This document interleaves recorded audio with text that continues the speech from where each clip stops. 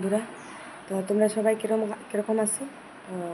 একটু ঘরের কাম তোমরা লগে শেয়ার করতে ইচ্ছা করতেছো, তাই প্রথম আমি ঘরের কাম একটু শেয়ার করতেছি। কারণ একটা জিনিস তোমাদেরকে আমি দেখাতে চাই যে জিরার গুঁড়া, ধনিয়ার গুঁড়া আমরা বাজার থেকে কিনি না, আমরা ঘরেই ধুইয়া ঘরে রোদ্রুতে শুকাইয়া তারপরে ওটাকে গ্রাইন্ডার করে নিই। চলো দেখি আজকে গ্রাইন্ডার তো করুম না, কিন্তু আজকে তো ধুইয়া দিছি, চলো একটু শেয়ার করি।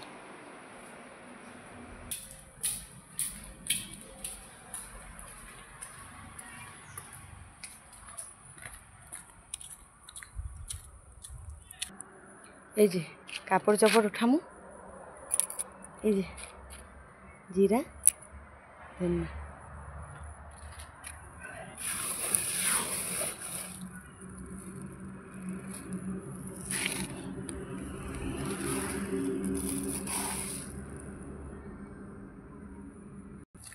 আমাদের এই জায়গাটা, নাগাল্যান্ডের এই জায়গাটা খুব সুন্দর।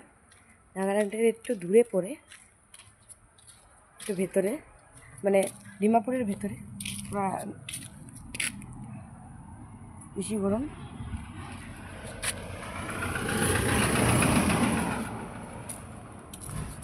চলো একটু শেয়ার করি, এমনি হাঁটাহাঁটি, কাজকর্ম নেই তার জন্য। দেখতে থাকো, এই যে আমগো জায়গাটা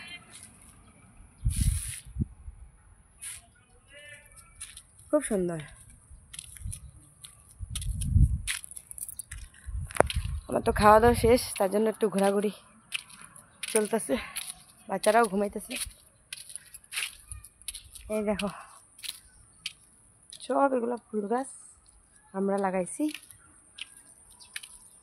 এই যে আম গাছ, আমের মধ্যে আমও আছে,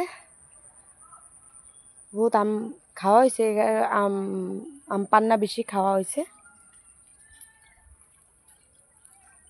কলা গাছও আছে।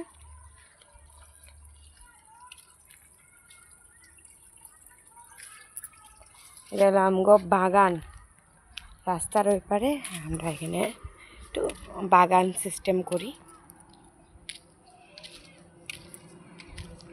রৌদ্রটা এখনো কমেনি, পুরা গরম। এখন জিনিসগুলো লয়ে যাবো আমি বিকালে, এতটুকু পড়াটা যদি পারি তো ব্লগ করবো, নাহলে বাচ্চারা তো জ্বালাতন করে যে ওটা খাবে, ওইটা খাইমো, ওইটা খাইমো, আর করতেই থাকে। তো চলো কাপড়টি লয়ে যাই। তো দেখো কাপড় টাপড় লয়ে আইতেছি ঘরে, এখন এগুলোরে গুছাম। আর এই দেখো দুইজন ঘুমাইতেছে। ঘুমাইলে একটু আরাম আরাম পাওয়া যায়, যেমন হুলস্থুল নাই, হালাসিলা নাই, সবের ঘরে তো একই কাজ, বাচ্চারা নিয়ে। তো কার ঘরে মানে একটু বাচ্চারা থাকলে বেশি হুলস্থুল থাকে, কার ঘরে না, প্লিজ যদি জানান তাহলে তো ভালোই হয়। তো অল্প শেয়ার করলাম আর কি, ঘরে এমনি অল্প স্বল্প এগুলা। ঠিক আছে, বাই বাই।